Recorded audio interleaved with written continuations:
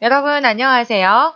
오늘은 이번 과에서 배웠던 내용을 정리해 볼게요. 정리해 봅시다.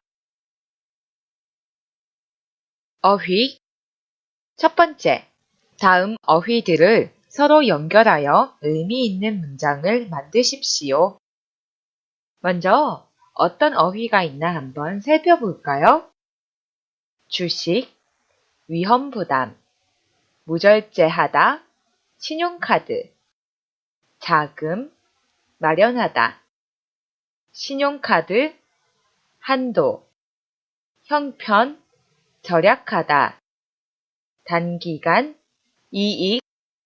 자, 연결해서 의미 있는 문장을 한번 만드십시오.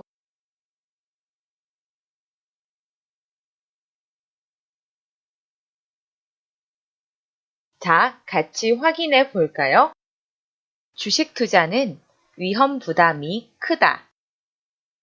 무절제하게 신용카드를 써서 일주일 만에 사용 한도까지 써버렸다. 사업 자금을 마련하려고 여기저기 알아보는 중이다. 신용카드의 사용 한도가 넘어 쓸 수가 없다. 형편에 맞게 절약하며 살고 있다. 단기간에 이익을 얻는 것은 쉬운 일이 아니다. 문장을 잘 만들어 보셨나요? 여러분이 만든 문장은 선생님이 만든 문장과 달라도 괜찮아요. 의미 있는 문장이면 돼요. 다음으로 넘어가겠습니다.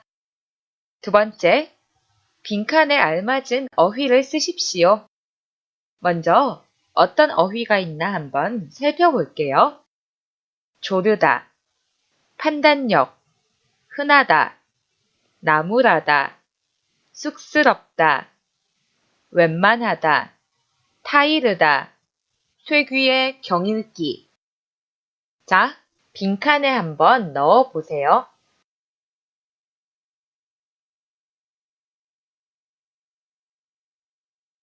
같이 확인해 볼까요? 별로 한 일도 없는데 주위에서 열심히 일했다고 칭찬을 하시니 무척 쑥스럽군요. 요즘 세상에 그렇게 부모님께 잘하는 효자가 흔한가요? 우리 아들이 요즘 TV에 나오는 장난감 로봇을 사달라고 매일 조르지만 나는 안 사줄 생각이야.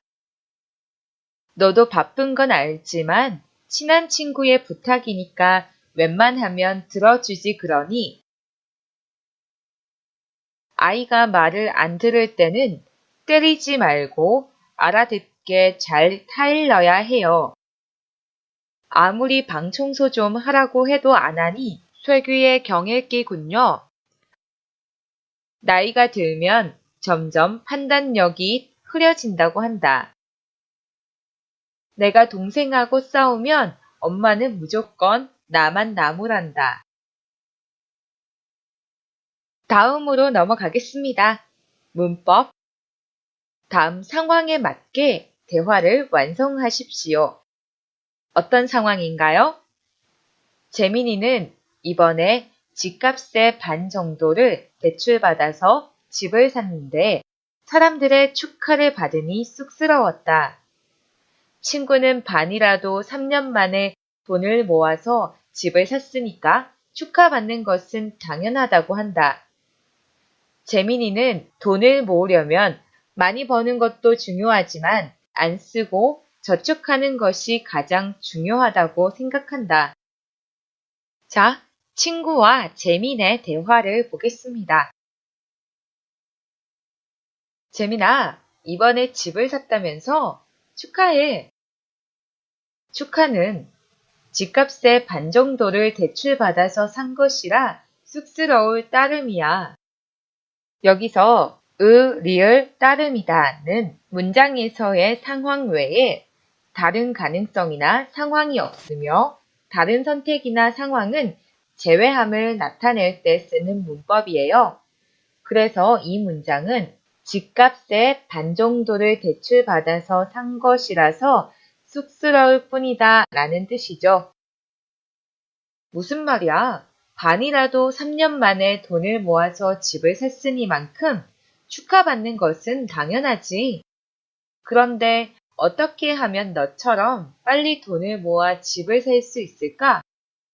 여기서 은이만큼, 이만큼 이 문법은 앞문장의 내용이 이유나 원인이 되어서 그에 상응하는 결과를 뒷문장에 나타낼 때 써요. 그래서 여기서는 반이라도 3년 만에 돈을 모아서 집을 샀기 때문에 축하받는 것은 당연하다는 의미예요. 돈을 모으자면 안 쓰고 저축하는 것이 가장 중요해. 여기서 자면 이 문법은 기 위에서 으려면과 비슷한 문법이죠. 그래서 여기서는 돈을 모으려면 안 쓰고 저축하는 것이 가장 중요하다는 뜻이에요. 자, 다음 상황을 볼까요? 지영 씨의 남편이 주식 투자를 했는데 투자한 회사가 부도가 나서 손해를 봤다. 그런데 남편은 지영 씨한테 미안해 하지도 않고 오히려 화를 냈다. 지영 씨 친구는 남편도 속상해서 그렇게 했을 거라고 위로한다. 지영 씨와 친구의 대화를 보겠습니다. 남편이 주식 투자를 했는데 투자한 회사가 부도가 나는 바람에 손해를 많이 봤어. 는 바람에 이 문법은 앞 문장이 원인이 되어서 뒷문장의 결과에 부정적인 영향을 미칠 때 사용해요. 여기서는 투자한 회사가 부도가 나서 손해를 많이 봤다는 의미예요. 손해를 본 것은 부정적인 결과죠. 그럼 남편이 많이 미안해 하겠구나. 미안해 했으면야 나도 화나지 않지. 오히려 돈 좀 잃은 걸 가지고 뭘 그러냐며 나한테 화를 내잖아. 여기서 았으면야, 어쓰면야, 였으면야 이 문법은 지난 일에 대한 가정을 나타낼 때 써요. 다시 말하면 앞 문장에는 지난 일의 반대의 사실에 대한 가정을 나타내고 뒷문장에는 이루어지지 않은 일, 즉 현재 사실의 반대를 나타낼 때 사용해요. 여기서는 남편이 미안해 했다면 나도 화나지 않았다는 의미예요. 남편은 남편대로 너한테 미안해서 그랬을 거야. 여기서 대로는 는 그리고 은과 함께 쓰여서 그것과 따로따로 구별되어서 다른 특성이 있음을 나타낼 때 사용해요. 그래서 이 문장에서는 남편과 아내의 입장을 구별해서 남편은 자기 입장에서 너한테 미안해서 그랬을 거야 라는 의미입니다. 자, 다음은 어떤 상황인가요? 지수는 광고만 보고 다이어트 약을 3달치 샀는데 효과가 없어서 남은 2달치라도 환불하려고 한다. 친구는 광고만 보고 사면 그런 일이 생길 수밖에 없고 전화해도 환불해 주지 않을 거라고 한다. 지수와 친구의 대화를 보겠습니다. 인터넷 광고만 보고 다이어트 약을 3달치 샀는데 한 달만 먹어도 5kg이 빠진다더니 1kg도 안 빠지고 오히려 배만 아파. 광고만 보고 사면 그런 일이 생기게 마련이야. 여기서 개 마련이다 이 문법은 결과적으로 그러한 일이 생기는 것이 당연할 때 사용해요. 그래서 이 문장에서는 광고만 보고 사면 그런 일이 생기는 것은 당연하다는 뜻이죠. 안 되겠어. 나머지 2달치라도 환불해 달라고 전화해야지. 전화해 보나마나 환불해 주지 않을 거야. 여기서 으나마나 이 문법은 앞에 결합되는 동사의 내용과는 상관없이 뒤의 결과는 동일하다고 나타낼 때 써요. 즉, 앞의 동사의 행동 여부와 상관없이 확실하게 결과를 추측할 수 있을 때 사용하지요. 그래서 이 문장에서는 전화해 보든 해보지 않든 상관없이 환불해 주지 않을 거라는 의미예요. 읽고 이해하기. 첫 번째, 다음 기사 제목을 보고 기사를 고르십시오. 어떤 기사 제목이 있나요? 서민들의 체감 경기 안 살아나. 경기 침체 가능성 높아졌다. 저축률 24년 만에 최저. 성장 줄어. 자, 그럼 첫 번째 기사 내용을 보겠습니다. 올해의 경기 침체가 내년에도 계속될 것으로 보인다. 올해 소비와 지출 증가율이 4년 만에 가장 낮았으며 내년에는 증가 속도가 더 느려질 것으로 보인다. 미래가 불확실해지면서 소비를 줄이고 미래에 대비한 저축을 늘릴 것이라는 게 이유다. 자, 이 기사에서는 올해의 경기 침체가 내년에도 계속될 거라고 말하면서 경기 침체가 될 이유에 대해서 설명하고 있어요. 어떤 기사 제목이 어울릴까요? 경기 침체 가능성 높아졌다가 되겠죠? 2번 기사를 보겠습니다. 경기가 회복되고 있는데도 서민들이 느끼는 체감 경기가 되살아나지 않고 있다. 이에 가장 큰 이유는 소비가 늘어나지 않고 있기 때문이다. 소비가 늘어나지 않음으로 인해 도소매업 매출이 증가하지 않게 되고 국민은 실제 경기가 회복되고 있음을 피부로 느끼지 못하게 되는 것이다.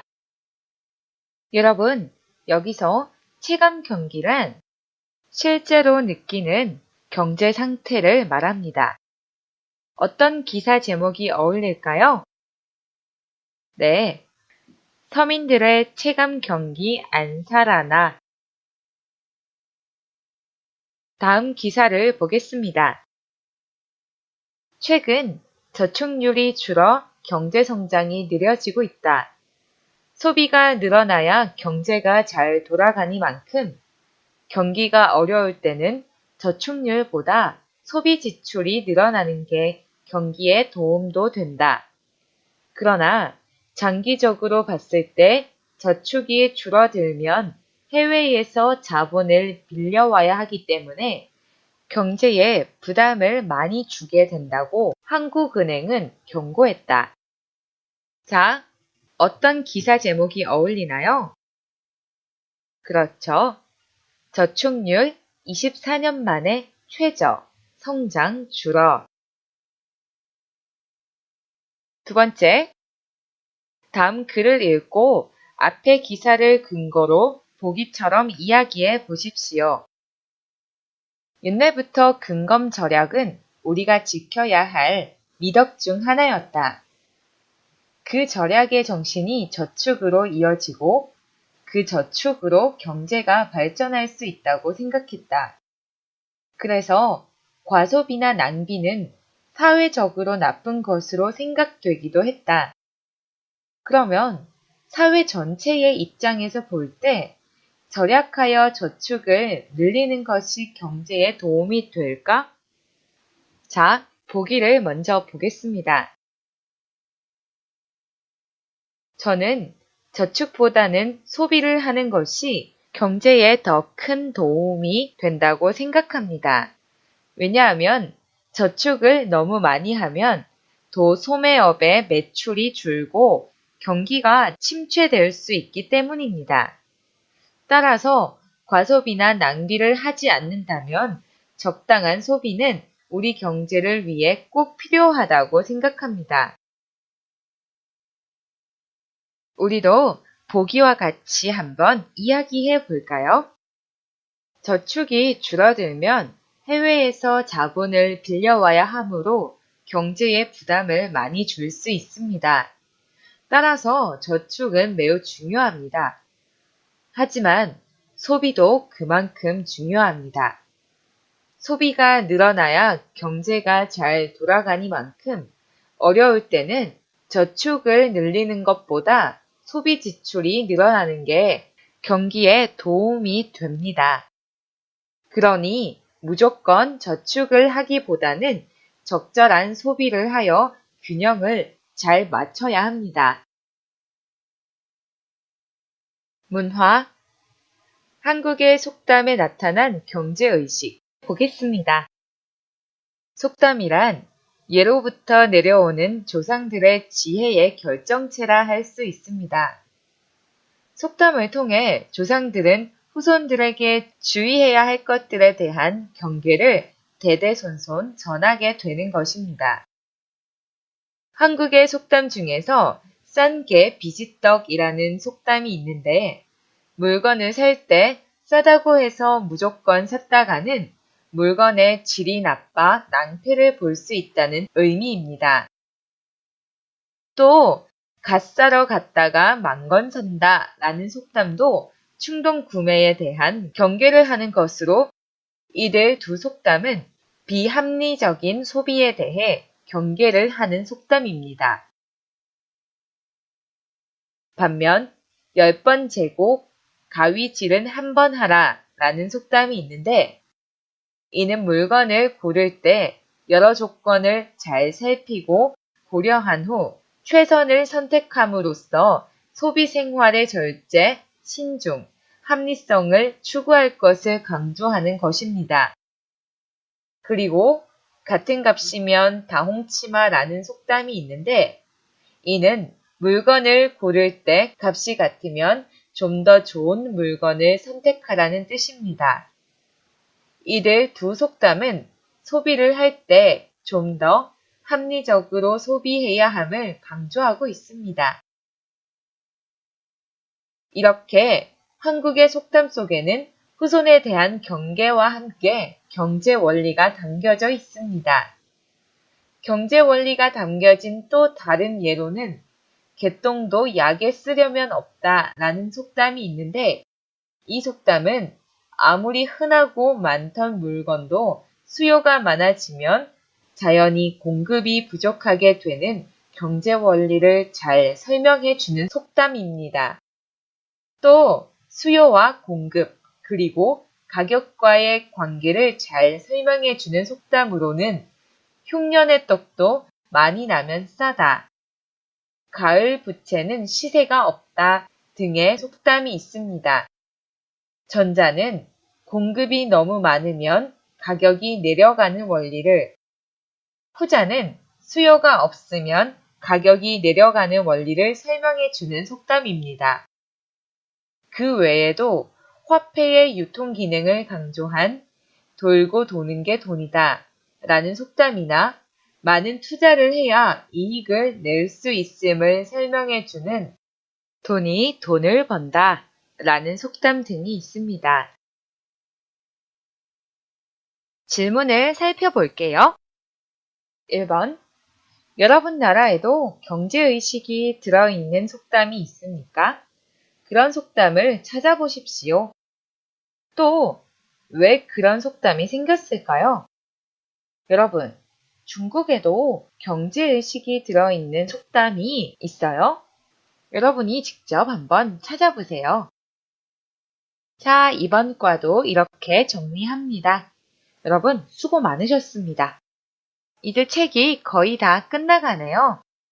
선생님과 함께 끝까지 포기하지 말고 공부해요. 여러분, 오늘은 여기까지입니다. 바이바이.